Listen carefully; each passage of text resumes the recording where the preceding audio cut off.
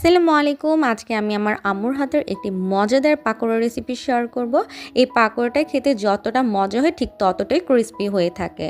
So প্রথমেই একটা কড়াইতে পর্যাপ্ত পরিমাণ পানি নিয়ে নিয়েছি। এতে দিয়ে দিয়েছি একটা মুরগির বুকের অংশ। পানিতে দিয়ে দিয়েছিলাম আদা রসুন বাটা, স্বাদমতো লবণ এবং শুকনো গোলমরিচের গুঁড়ো। মাংসটা সিদ্ধ হয়ে গেলে হাড় থেকে মাংসটা ছাড়িয়ে কুচি করে নিব। এরপর নিয়ে নিয়েছি 2 কাপের মতো বাঁধাকপি। বাঁধাকপিটা সিদ্ধ করে নিয়েছি, এতে করে স্মেলটা থাকবে না। সো এরপর নিয়ে নিয়েছি 4টার মতো কাঁচামরিচ। কাঁচামরিচটা কুচি করে দিয়ে দিয়েছি। ঝাল পছন্দ করলে আরও বেশি অ্যাড করতে পারেন।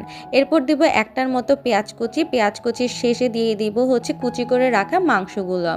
মাংস দেওয়ার পর এখানে দিয়ে দিব আমি স্বাদ মতো লবণ, 1 চা চামচের মতো দিয়ে দিচ্ছি শুকনো মরিচের গুঁড়ো এবং খুবই সামান্য পরিমাণে গোলমরিচের গুঁড়ো। সো এরপরে আমি দিয়ে দিচ্ছি চালের গুঁড়ো, এতে করে পাকোড়াটা ক্রিস্পি হবে এবং সামান্য পরিমাণ ময়দা। সো এখন আমি সবগুলো উপকরণ মিক্স করে এখানে দিয়ে দিব সামান্য পরিমাণ পানি। এখানে পানি অ্যাড করলে সবগুলো উপকরণ ভালো মতো মিশানো সহজ হবে এবং পাকোড়াটা একটু আঠালো হবে।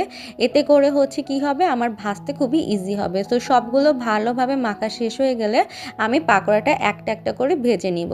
সো পাকোড়াগুলো আমি একটা একটা করে দিয়ে দিচ্ছি চুলাতে ভাজার জন্য এবং পাকোড়াটা ব্রাউন কালার হওয়া পর্যন্ত ওয়েট করব। ব্রাউন কালার হয়ে গেলে এই তো আমার মজাদার ক্রিস্পি পাকোড়া একদম রেডি।